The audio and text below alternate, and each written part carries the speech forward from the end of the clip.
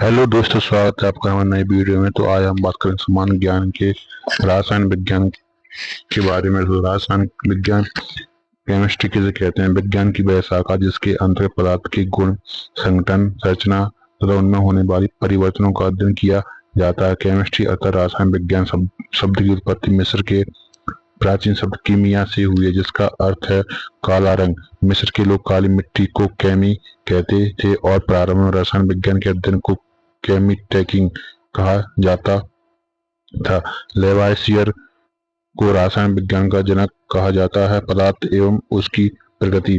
पदार्थ दुनिया की कोई भी वस्तु जो स्थान घेरती हो, जिसका द्रव्यमान हो और जो अपनी संरचना में परिवर्तनों का विरोध करती है, पदार्थ कहलाते हैं। उदाहरण जल, हवा, बालू आदि। प्रारंभ में भारतीयों और यूनानियों का अनुमान था कि प्रकृति की सारी वस्तुएं 5 तत्वों के संयोग से बनी हैं। यह 5 तत्व क्षितिज, जल, पावक, गगन एवं समीर है।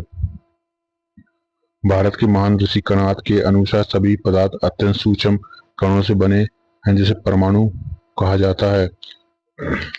ठोस पदार्थ की वह भौतिक अवस्था जिसका आकार एवं आयतन दोनों निश्चित हो, ठोस कहलाता है। जैसे लोहे की छड़, लकड़ी की कुर्सी, बर्फ का टुकड़ा आदि।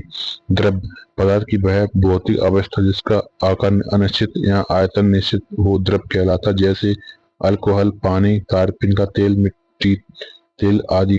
गैस पदार्थ की वह भौतिक अवस्था जिसका आकार एवं आयतन दोनों अनिश्चित है, गैस कहलाते हैं। जैसे हवा, ऑक्सीजन आदि।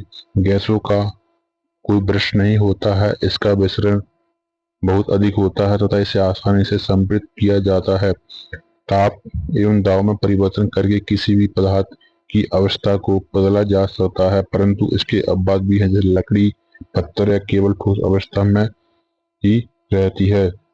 जल तीनों भौतिक अवस्था में रह सकता है। पदार्थ की 3 भौतिक अवस्था में निम्न रूप से सामने होता है: ठोस, द्रव, गैस। उदाहरण जल। कोई पदार्थ गर्म करने पर सीधे ठोस रूप से गैस बन जाते हैं, इसे ऊर्ध्वपातन कहते हैं। जैसे आयोडीन, कपूर आदि। पदार्थ की 4थी अवस्था प्लाज्मा एवं 5वीं अवस्था बॉस-आइंस्टाइन कंडेंसेट है।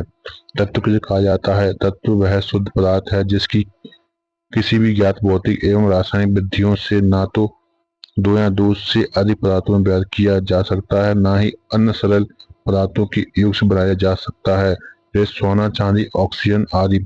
यौगिक वह शुद्ध पदार्थ जो रासायनिक रूप से 2 या 2 से अधिक तत्वों के एक निश्चित अनुपात में रासायनिक संयोग से बनते हैं, यौगिक कहलाते हैं। यौगिक के गुण उनके अवयवी तत्वों के गुणों से भिन्न होते हैं। जैसे जल। जल ऑक्सीजन एवं हाइड्रोजन से मिलकर बनता है।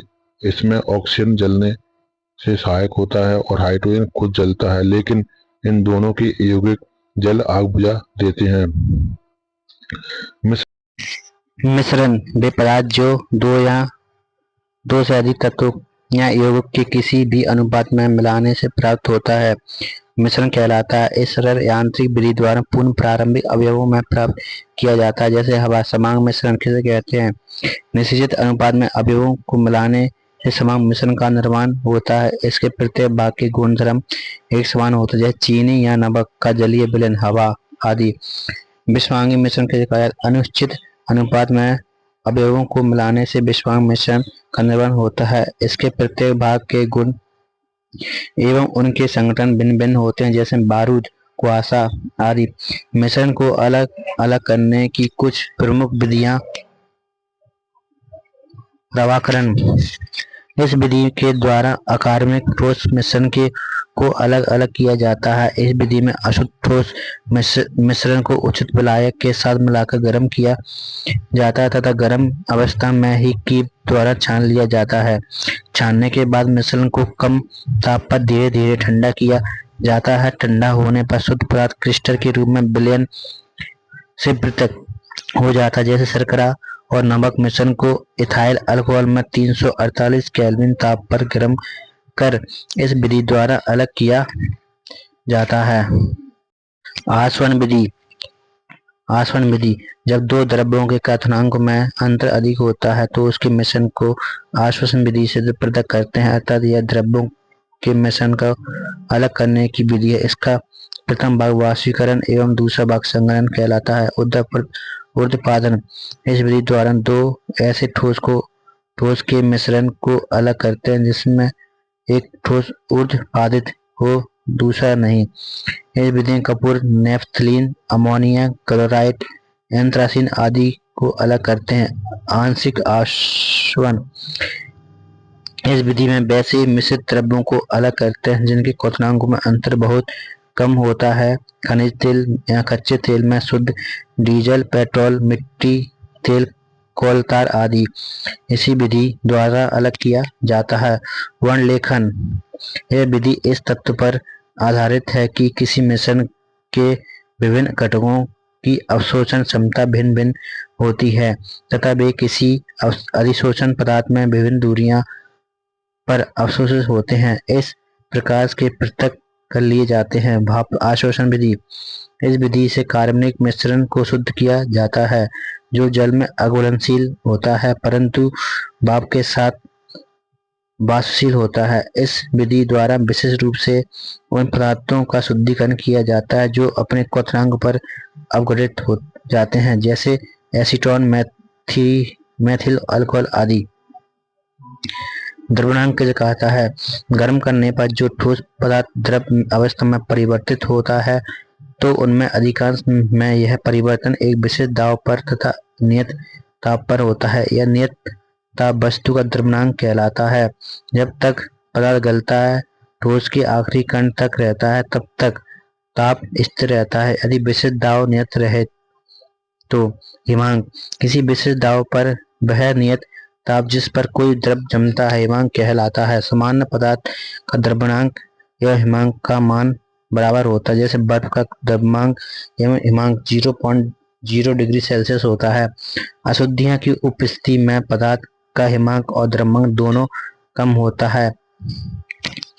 द्रवणांक पर दाब का प्रभाव उन पदार्थों के द्रवणांक दाब बढ़ाने से बढ़ जाते हैं जिनका आयतन गलने पर बढ़ जाता है जैसे मोम, तांबा आदि।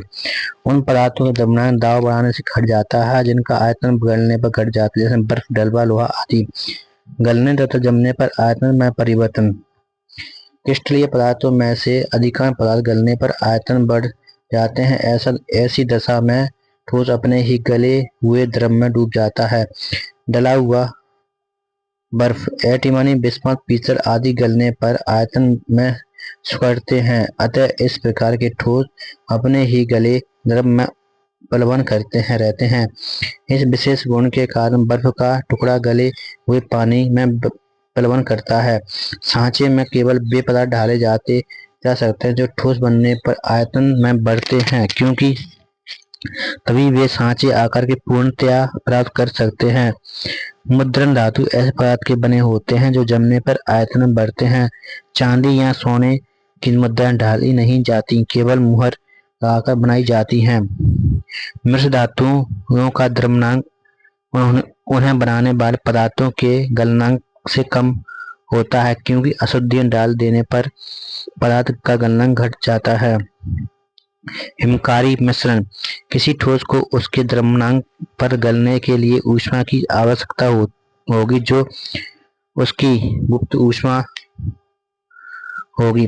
यह ऊष्मा साधारणतः बाहर से मिलती है जैसे जल में बर्फ का टुकड़ा मिलाने पर बर्फ गलेगी परंतु गलने के लिए द्रवणांक पर वह जल की ऊष्मा लेगी जिससे जल का तापमान घटने लगेगा और मिश्रण का ताप घट जाएगा। हिमकाली मिश्रण का बनाना इसी सिद्धांत पर आधारित है। उदाहरण, घर पर आइसक्रीम जमाने के लिए नमक का 1 भाग एवं बर्फ का 3 भाग मिलाया जाता है।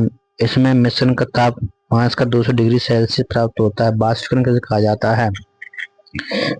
द्रव से वाष्प परिणत होने की क्रिया वाष्पीकरण कहलाती है। 2 प्रकार की होती है। वाष्पन, क्वथनांक।